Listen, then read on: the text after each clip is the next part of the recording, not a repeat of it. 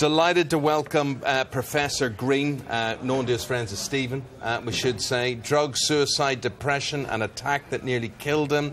It's fair to say that the Professor's had quite an eventful start in life, not to mention his career as a rapper and numerous music industry awards. Now, you can, if I can say, read all about it in his autobiography, which is called Lucky. Stephen, good to see you. Morning. How lucky do you feel? Why do you use the term lucky? I reckon fortunate was probably a better term, you know, to be where I am and to have got through everything I have. But lucky is a much better title for a book. Do you know what? I come from pretty humble beginnings, and you know, I've been through a few things in my life that, you know, others have not survived. And I just feel pretty good about things at the moment. I feel like, you know, my life's taken a turn for the better, and I'm really appreciative of that. Yeah, and we were talking there, there's this tattoo you have on your neck, yes, which is called Lucky, and you were in this stabbing incident in a club, and the penetration was right on the tattoo.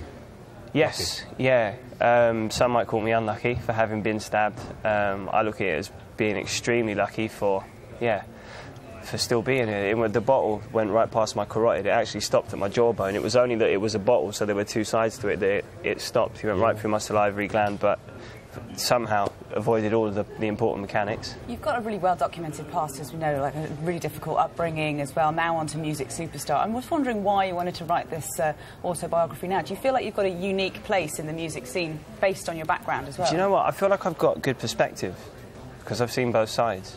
And also I feel like I could kind of look back on my life and give a fair account of it now. I feel like I've got a better head on my shoulders than I did perhaps a few years ago.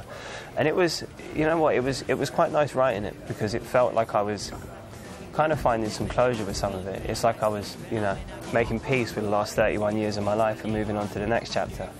So it's quite therapeutic for you then? Definitely, the process was, yeah. I think the thing with the book is a lot of people, like, there's been a lot of, you know, the larger events in my life, the negative ones, have been quite highlighted, but what the book will make you more aware of is that there was a lot of good that went on around there. And you want to do a lot of good as well, and in the book you can read about your father and his suicide, and this whole stigma of mental health as well. You'd go as far to say, look, this should be taught in schools. I think kids should be introduced to it from an early age, so as it's not something they're embarrassed to talk about. I mean, the first thing people think about when you say mental health is just that first word, mental, mental, crazy.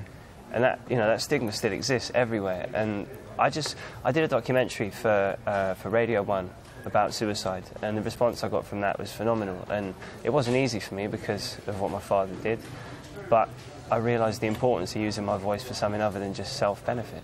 Yeah. Do you have a crazy life? Because to me it seems like you must have a really quite a celebrity life. He's musical royalty, he is. I don't know what... Can you go anywhere normally now? I always do. It was funny, I was sitting in the green room and the lady that was here before, I didn't get her name, but she was just like, it's really nice to see someone turn up on their own. I was like, yeah, I drove myself as well. Apparently people turn up here with like 20 people and they won't sit in the green room. I don't like any of the fuss. I still go wherever I want on my own. It's a sight to behold.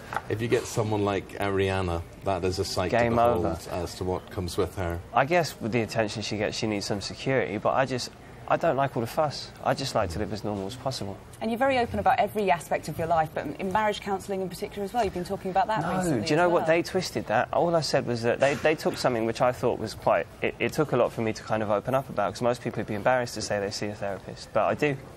And it works to great effect for me. But I said that, you know, we've both seen the same therapist and we've both sat down with her because it's easier for the therapist to explain things rather than me and things getting lost in translation. And they turn that into, we get marriage counselling. Yeah.